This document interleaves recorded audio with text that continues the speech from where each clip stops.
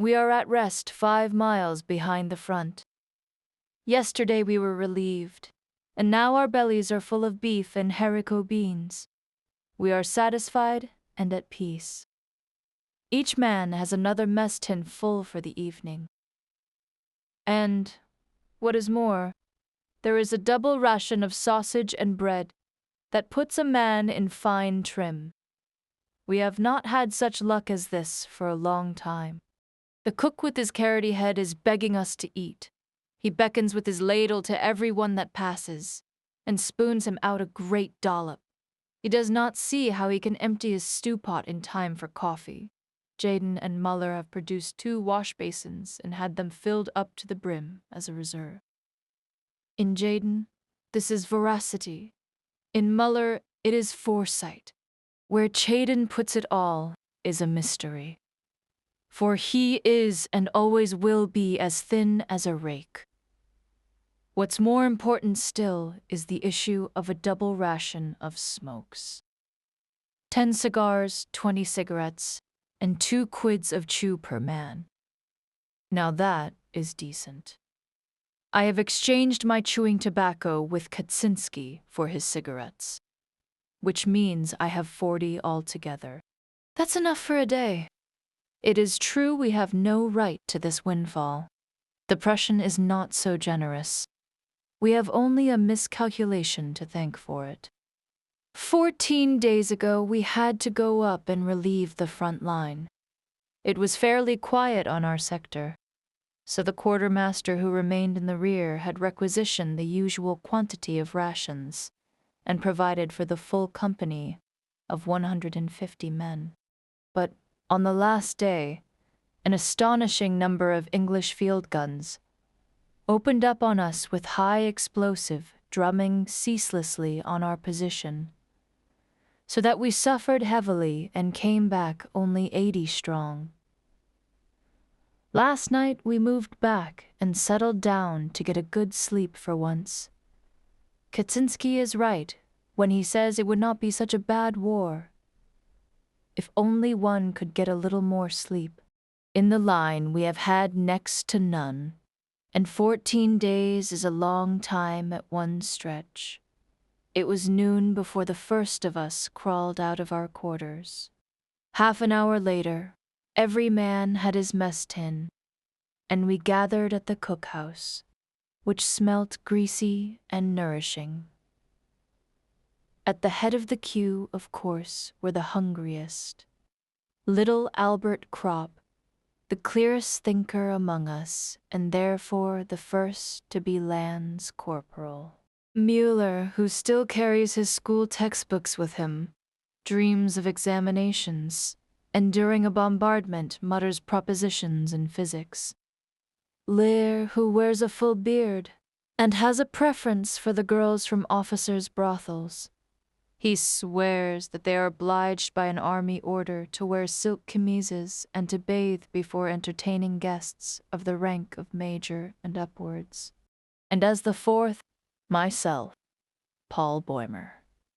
All 4 are 19 years of age, and all 4 joined up from the same class as volunteers for the war. Close behind us were our friends. Jaden, a skinny locksmith of our own age, the biggest eater of the company. He sits down to eat as thin as a grasshopper and gets up as big as a bug in the family way. Hey, Westhus, of the same age, a peat digger, who can easily hold a ration loaf in his hand and say, "Guess what I've got in my fist?" Then deterring a peasant who thinks of nothing but his farmyard and his wife. And finally Stanislaus Kaczynski, the leader of our group, shrewd, cunning, and hard-bitten, 40 years of age, with a face of the soil, blue eyes, bent shoulders, and a remarkable nose for dirty weather, good food, and soft jobs. Our gang formed the head of the queue before the cookhouse. We were growing impatient, for the cook paid no attention to us. Finally, Kaczynski called out to him, "Say, Heinrich, open up the soup kitchen. Anyone can see the beans are done." He shook his head sleepily. You must all be there first. Jaden grinned. We are all here. The sergeant cook still took no notice. That may do for you, he said. But where are the others? They won't be fed by you today. They're either in the dressing station or pushing up daisies. The cook was quite disconcerted as the facts dawned on him. He was staggered. And I have cooked for 150 men! Krop poked him in the ribs. Then for once we'll have enough. Come on, begin. Suddenly a vision came over Jaden. His sharp, mousy features began to shine. His eyes grew small with cunning. His jaws twitched, and he whispered hoarsely, Man, then you've got bread for 150 men too, eh? The sergeant cook nodded absent-minded and bewildered. Joden seized him by the tunic. And sausage? Ginger nodded again. Joden's chaps quivered. Tobacco too? Yes, everything, Jaden beamed. What a bean feast. That's all for us. Each man gets... Wait a bit. Yes, practically 2 issues. Then Ginger stirred himself and said, That won't do. Then we got excited and began to crowd around. Why won't that do, you old carrot? Demanded Kaczynski. 80 men can't have what is meant for 150. We'll soon show you. I don't care about the stew, but I can only issue rations for 80 men, persisted Ginger. Kaczynski got angry. You might be generous for once. You haven't drawn food for 80 men. You've drawn it for the 2nd company. Good. Let's have it then. We are the 2nd company. We began to jostle the fellow. No one felt kindly toward him, for it was his fault that the food twice came up to us in the line too late. Under shell fire, he wouldn't bring his kitchen up near enough, so that our soup carriers had to go much farther than those of the other companies. Now Bolka of the 1st company is a much better fellow. He is as fat as a hamster in winter, but he trundles his pots when it comes to that right up to the very front line.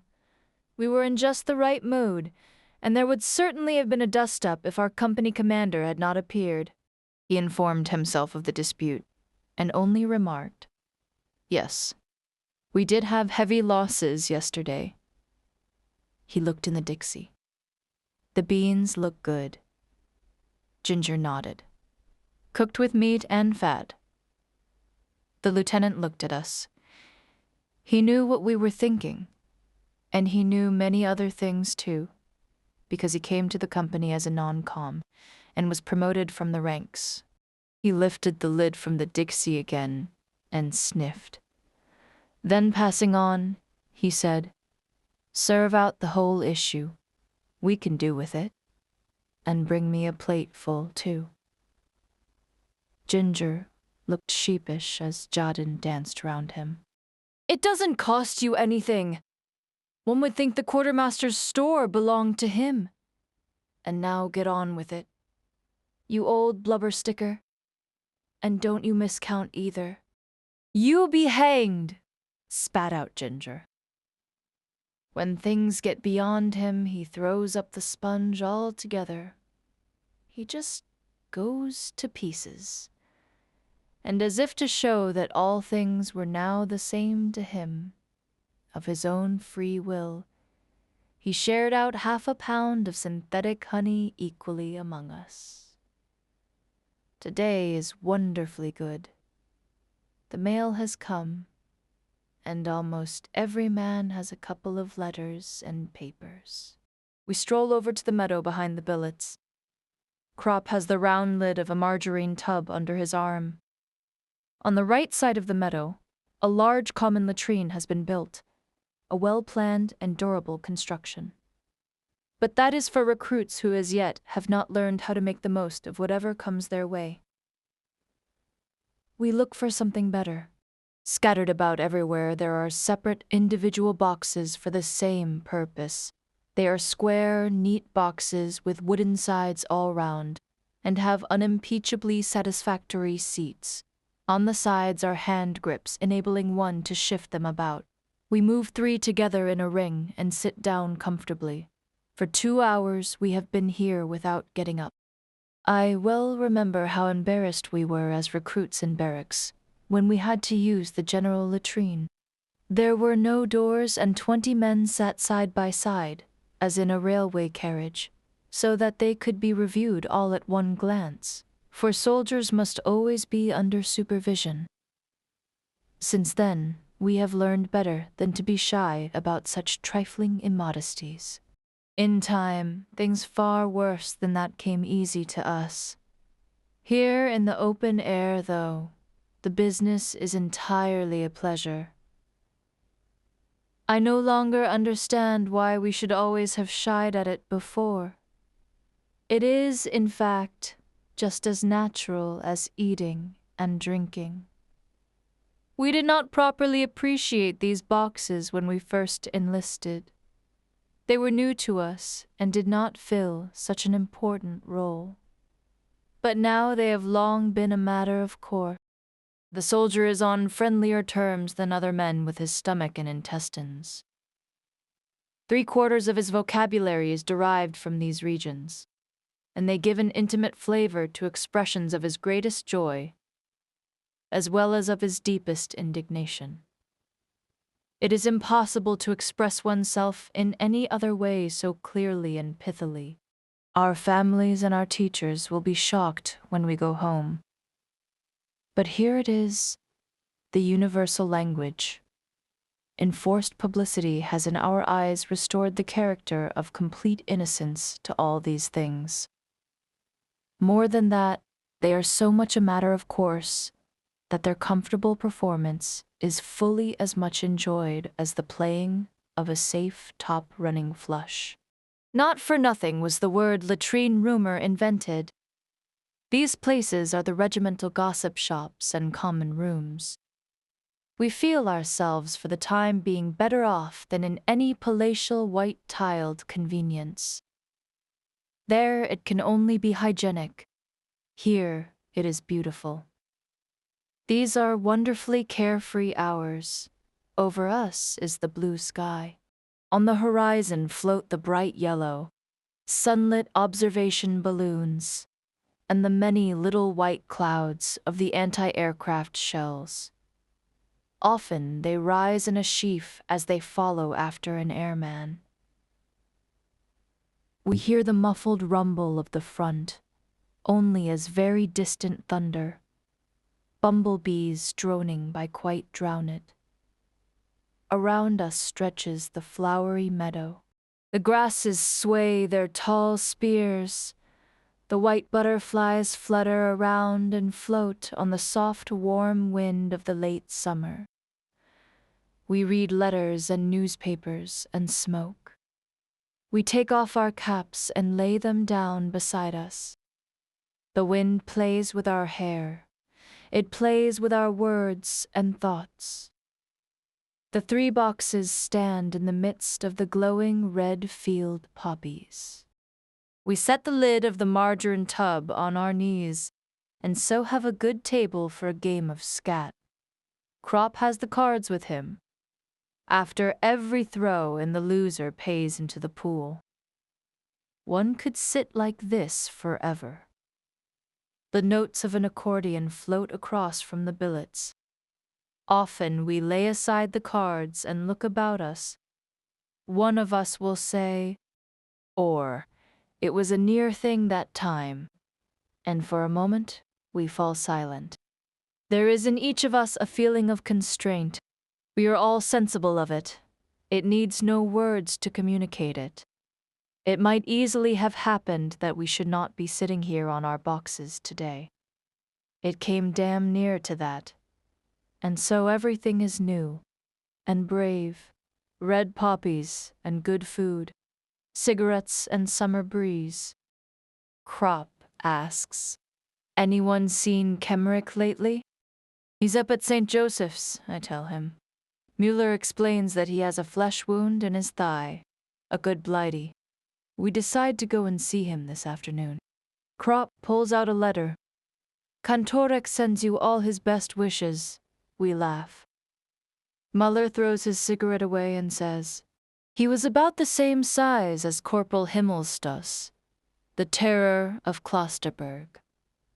It is very queer that the unhappiness of the world is so often brought on by small men. They are so much more energetic and uncompromising than the big fellows. I have always taken good care to keep out of sections with small company commanders. They are mostly confounded little martinets. During drill time, Kantorek gave us long lectures until the whole of our class went under his shepherding to the district commandant and volunteered. I can see him now, as he used to glare at us through his spectacles and say in a moving voice, "Won't you join up, comrades?" These teachers always carry their feelings ready in their waistcoat pockets and fetch them out at any hour of the day. But we didn't think of that then. There was indeed one of us who hesitated and did not want to fall into line. That was Joseph Bem, a plump, homely fellow. But he did allow himself to be persuaded. Otherwise he would have been ostracized. And perhaps more of us thought as he did, but no one could very well stand out, because at that time even one's parents were ready with the word coward. No one had the vaguest idea what we were in for. The wisest were just the poor and simple people. They knew the war to be a misfortune, whereas people who were better off were beside themselves with joy, though they should have been much better able to judge what the consequences would be. Kaczynski said that was a result of their upbringing. It made them stupid. And what Katz said he had thought about. Strange to say. Boehm was one of the first to fall. He got hit in the eye during an attack, and we left him lying for dead. We couldn't bring him with us, because we had to come back helter-skelter. In the afternoon, suddenly we heard him call and saw him outside creeping towards us. He had only been knocked unconscious because he could not see and was mad with pain. He failed to keep under cover, and so was shot down before anyone could go and fetch him in. Naturally, we couldn't blame Kantorek for this. Where would the world be if one brought every man to book? There were thousands of Kantoreks, all of whom were convinced that there was only one way of doing well, and that way theirs. And that is just why they let us down so badly. For us lads of 18, they ought to have been mediators and guides to the world of maturity, the world of work, of duty, of culture, of progress, to the future. We often made fun of them and played jokes on them, but in our hearts we trusted them. The idea of authority, which they represented, was associated in our minds with a greater insight and a manlier wisdom. But the first death we saw shattered this belief. We had to recognize that our generation was more to be trusted than theirs. They surpassed us only in phrases and in cleverness. The first bombardment showed us our mistake, and under it the world, as they had taught it to us, broke in pieces. While they continued to write and talk, we saw the wounded and dying. While they taught that duty to one's country is the greatest thing, we already knew that death throes are stronger. But for all that, we were no mutineers, no deserters, no cowards. They were very free with all these expressions. We loved our country as much as they. We went courageously into every action. But also, we distinguished the false from the true. We had suddenly learned to see. And we saw that there was nothing of their world left. We were all at once terribly alone, and alone we must see it through. Before going over to see Kemerich, we pack up his things. He will need them on the way back. In the dressing station there is great activity. It reeks as ever of carbolic ether and sweat. Most of us are accustomed to this in the billets, but here it makes one feel faint. We ask for Kemerich. He lies in a large room and receives us with feeble expressions of joy and helpless agitation. While he was unconscious, someone had stolen his watch. Muller shakes his head. I always told you that nobody should carry as good a watch as that. Muller is rather crude and tactless. Otherwise he would hold his tongue. For anybody can see that Kemerich will never come out of this place again. Whether he finds his watch or not will make no difference. At the most, one will only be able to send it to his people. How goes it, Franz? Asks Kropp. Kemerich's head sinks. Not so bad, but I have such a damned pain in my foot. We look at his bed covering. His leg lies under a wire basket. The bed covering arches over it. I kick Muller on the shin, for he is just about to tell Kemerich what the orderlies told us outside, that Kemerich has lost his foot. The leg is amputated. He looks ghastly, yellow, and wan. In his face there are already the strain lines that we know so well. We have seen them now hundreds of times. There are not so much lines as marks. Under the skin, the life no longer pulses. It has already pressed out to the boundaries of the body. Death is working through from within. It already has command in the eyes. Here lies our comrade, Kemerich, who a little while ago was roasting horseflesh with us and squatting in the shell holes. It is still, and yet it is not he any longer. His features have become uncertain and faint, like a photographic plate on which two pictures have been taken. Even his voice sounds like ashes. I think of the time when we went away. His mother, a good plump matron, brought him to the station. She wept continually. Her face was bloated and swollen. Kemerich felt embarrassed, for she was the least composed of all. She simply dissolved into fat and water. Then she caught sight of me and took hold of my arm again and again, and implored me to look after Franz out there. Indeed, he did have a face like a child, and such frail bones that after 4 weeks pack-carrying, he already had flat feet. But how can a man look after anyone in the field?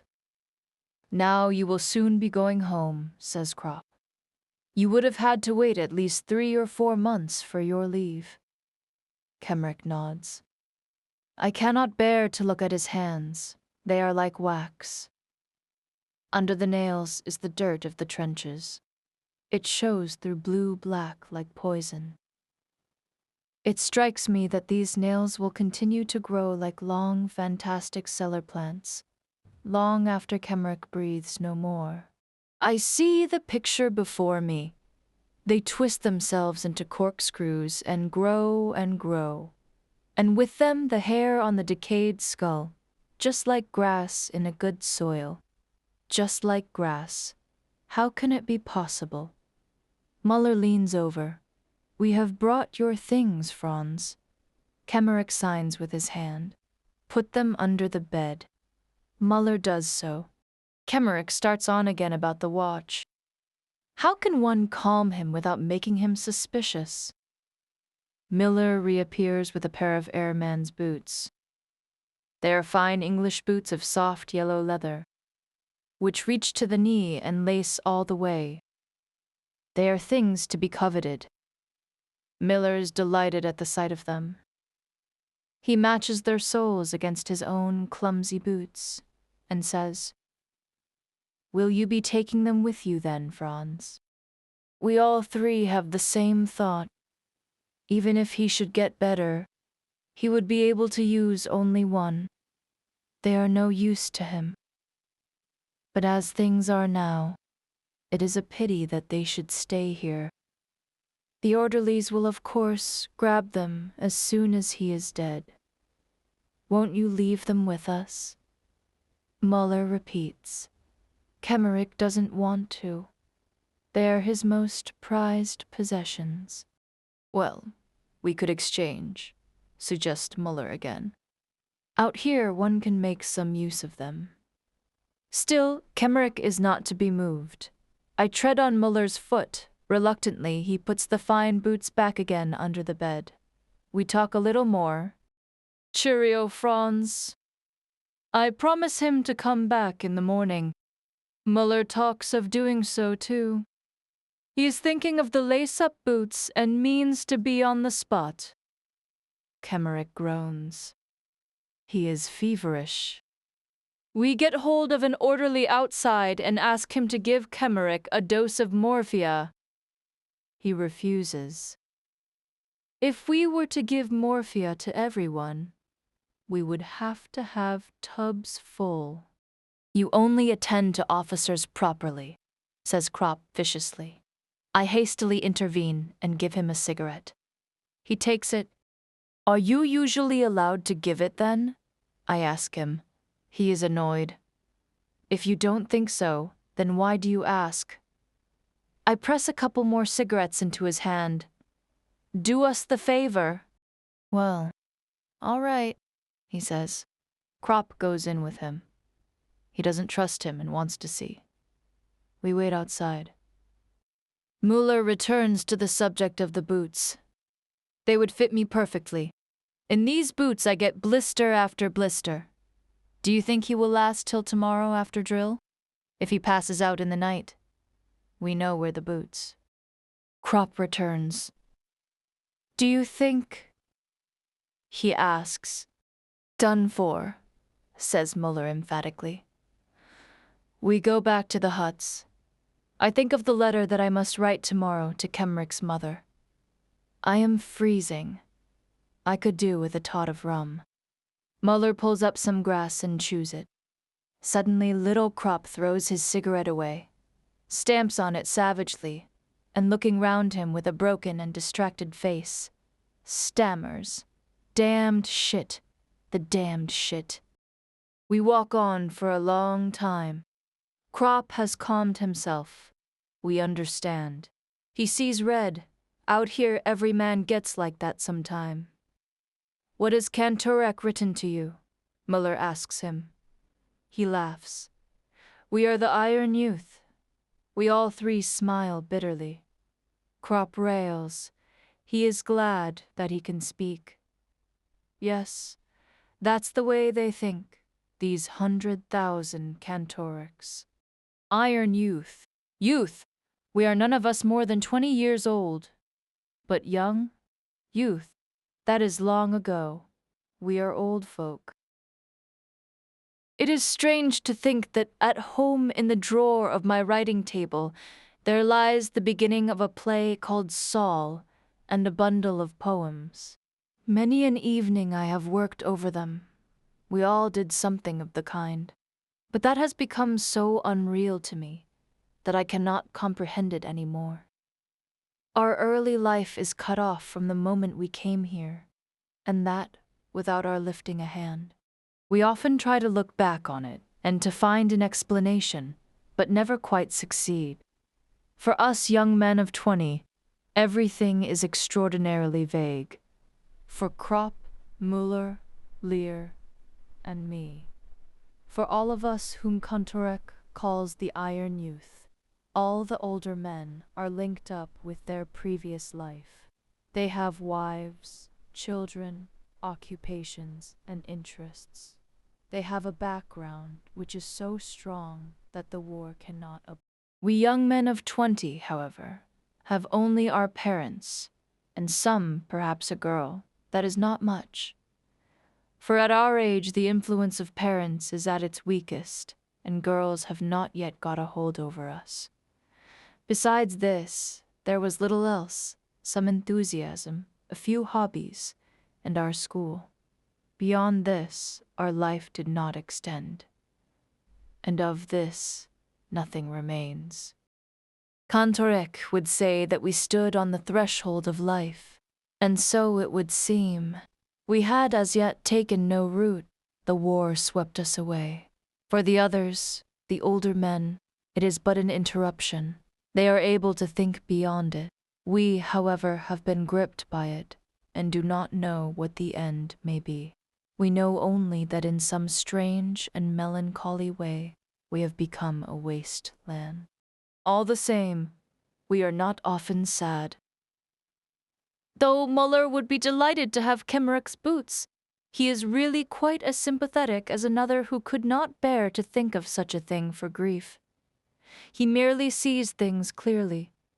Were Kemmerich able to make any use of the boots, then Muller would rather go barefoot over barbed wire than scheme how to get hold of them.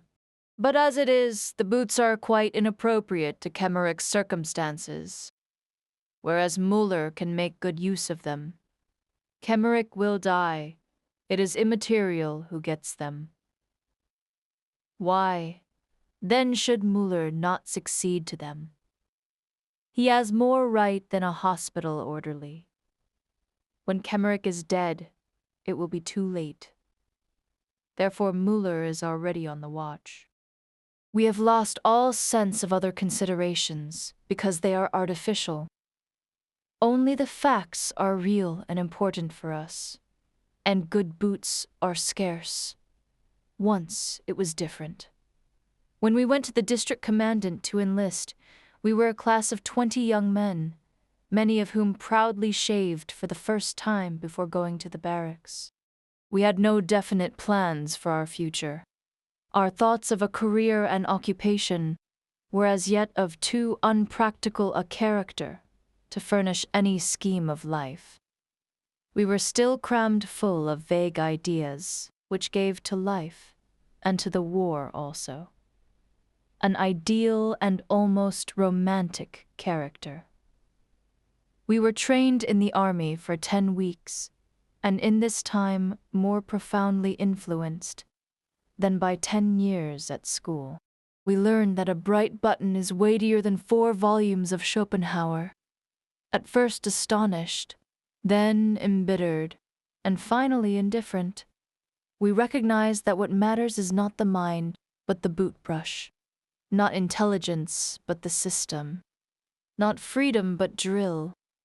We became soldiers with eagerness and enthusiasm, but they have done everything to knock that out of us.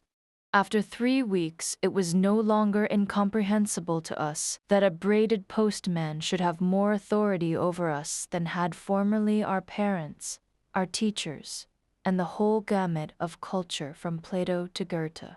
With our young, awakened eyes, we saw that the classical conception of the fatherland held by our teachers resolved itself here into a renunciation of personality, such as one would not ask of the meanest servant. Salutes, springing to attention, parade marches, presenting arms, right wheel, left wheel, clicking the heels, insults, and 1,000 petty fogging details. We had fancied our task would be different, only to find we were to be trained for heroism as though we were circus ponies.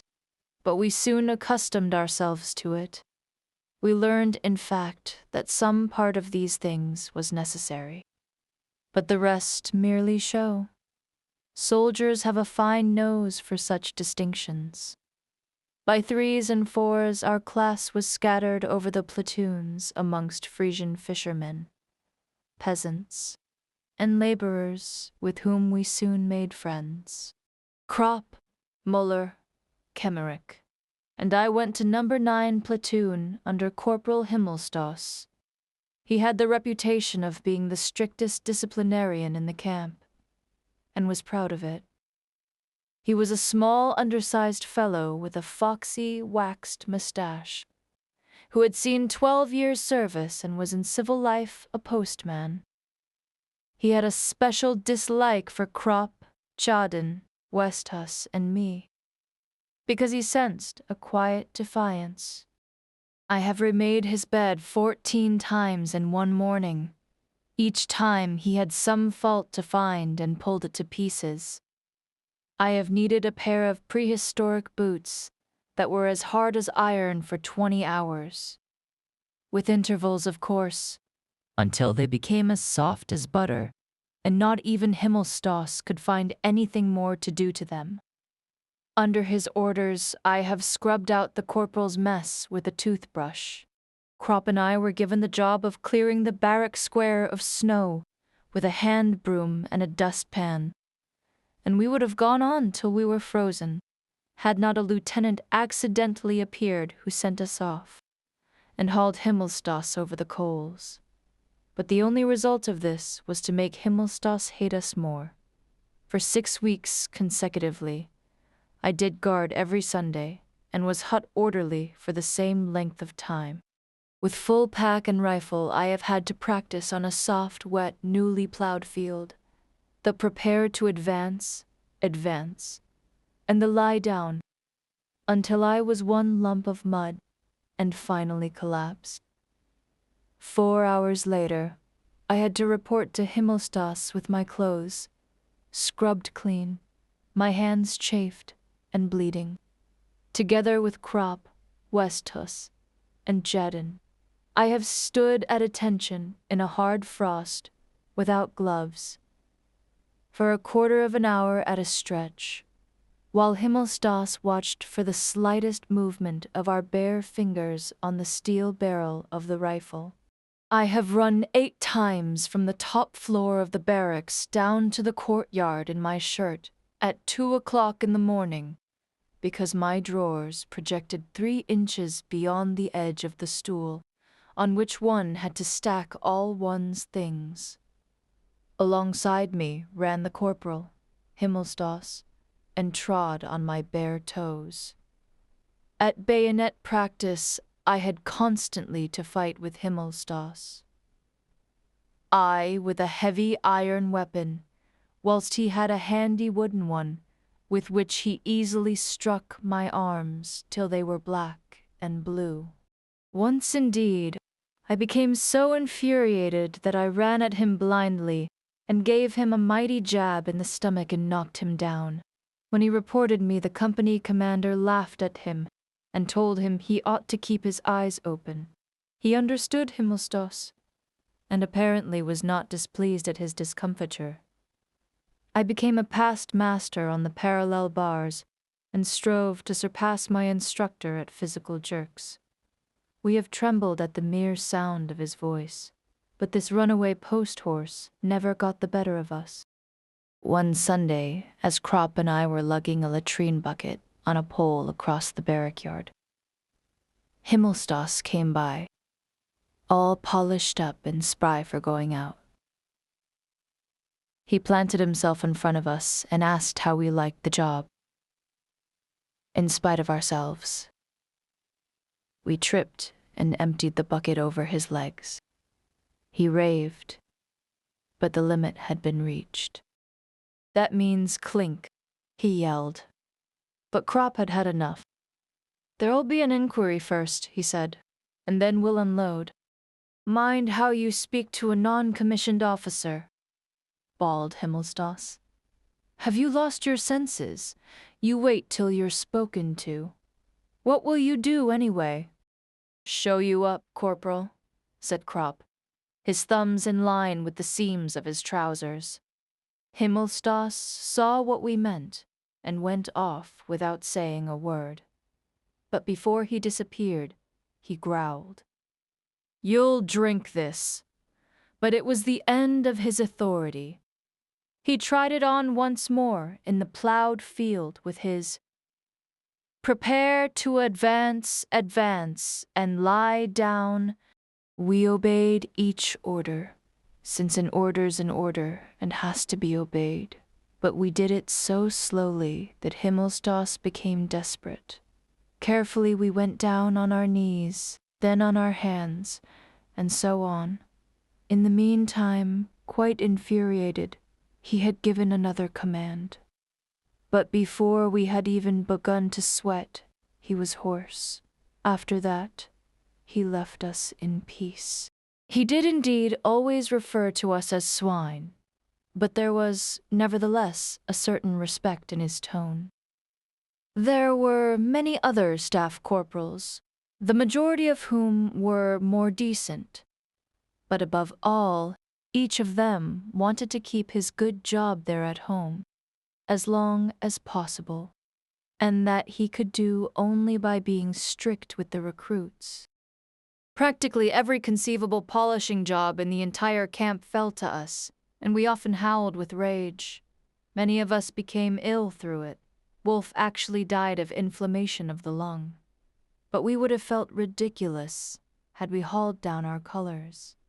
We became hard, suspicious, pitiless, vicious, toughen.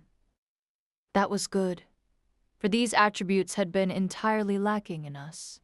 Had we gone into the trenches without this period of training, most of us would certainly have gone mad.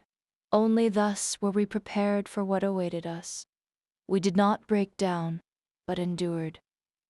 Our 20 years, which made many another thing so grievous, helped us in this. But by far the most important was that it awakened in us a strong, practical sense of esprit de corps, which in the field developed into the finest thing that arose out of the war. I sit by Kemmerich's bed. He is sinking steadily. Around us is a great commotion. A hospital train has arrived, and the wounded fit to be moved are being selected. The doctor passes by Kemmerich's bed without once looking at him. "Next time, Franz," I say. He raises himself on the pillow with his elbows. "They have amputated my leg." "He knows it too, then." I nod and answer, "You must be thankful you've come off with that." He is silent. I resume, "It might have been both legs, Franz. Wegeler has lost his right arm. That's much worse.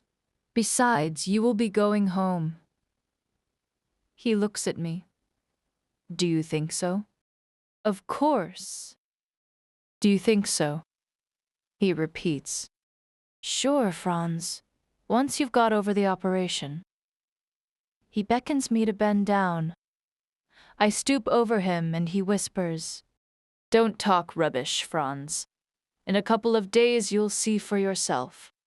What is it anyway, an amputated leg? Here they patch up far worse things than that." He lifts one hand. "Look here, though. That's the result of the operation. Just eat decently, and you'll soon be well again. Do they look after you properly?" He points to a dish that is still half full. I get excited. "Franz, you must eat. Eating is the main thing. That looks good too." He turns away. After a pause, he says slowly, "I wanted to become a head forester once. So you may still," I assure him. "There are splendid artificial limbs now. You'd hardly know there was anything missing. They are fixed onto the muscles. You can move the fingers and work, and even write with an artificial hand. And besides, they will always be making new improvements." For a while, he lies still. Then he says, "You can take my lace-up boots with you for Muller." I nod and wonder what to say to encourage him. His lips have fallen away. His mouth has become larger. His teeth stick out and look as though they were made of chalk. The flesh melts. The forehead bulges more prominently. The cheekbones protrude. The skeleton is working itself through. The eyes are already sunken in. In a couple of hours, it will be over. He is not the first that I have seen thus, but we grew up together, and that always makes it a bit different. I have copied his essays. At school, he used to wear a brown coat with a belt and shiny sleeves. He was the only one of us, too, who could do the giant's turn on the horizontal bar. His hair flew in his face like silk when he did it. Kantarek was proud of him for it. But he couldn't endure cigarettes. His skin was very white.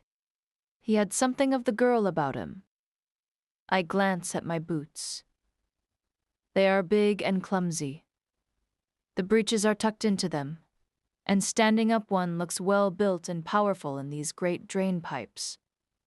But when we go bathing and strip, suddenly we have slender legs again, and slight shoulders. We are no longer soldiers, but little more than boys. No one would believe that we could carry packs. It is a strange moment when we stand naked. Then we become civilians, and almost feel ourselves to be so. When bathing, Franz Kemmerich looked as slight and frail as a child. There he lies now. But why? The whole world ought to pass by this bed and say, "That is Franz Kemmerich, 19.5 years old. He doesn't want to die. Let him not die."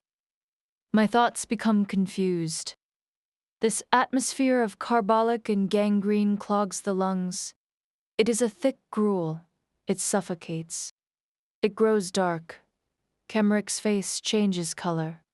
It lifts from the pillow and is so pale that it gleams. The mouth moves slightly. I draw near to him. He whispers, "If you find my watch, send it home." I do not reply. It is no use any more. No one can console him. I am wretched with helplessness. This forehead with its hollow temples, this mouth that is now merely a slit, this sharp nose, and the fat, weeping woman at home, to whom I must write. If only the letter were sent off already.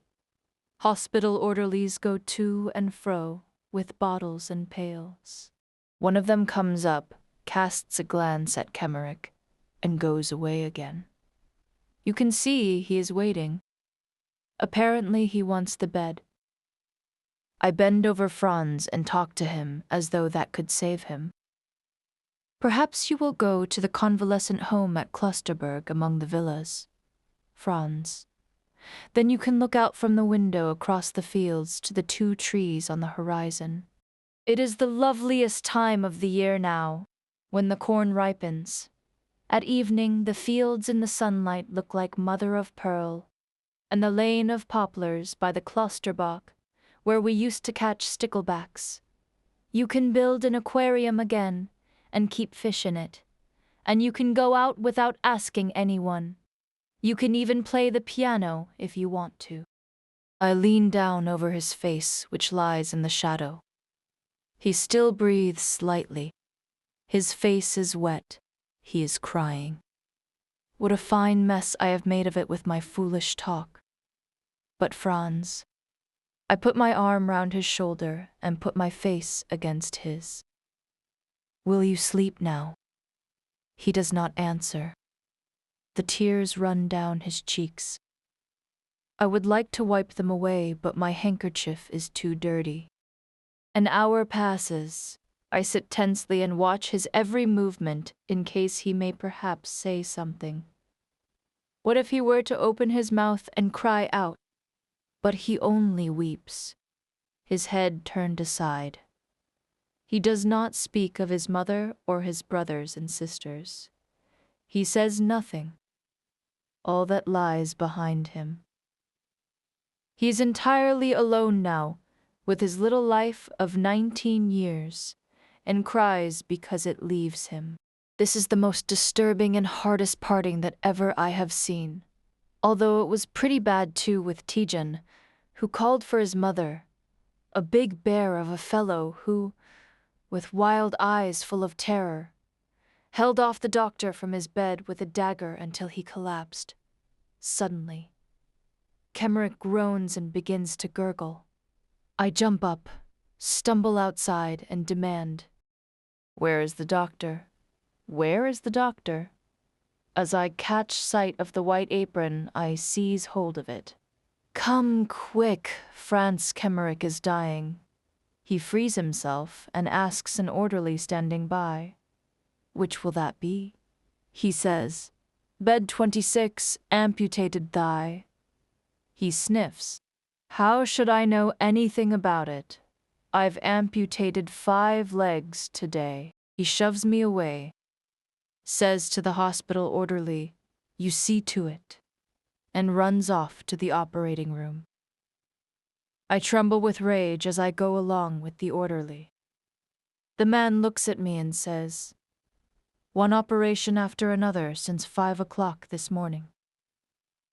You know today alone there have been 16 deaths. Yours is the 17th.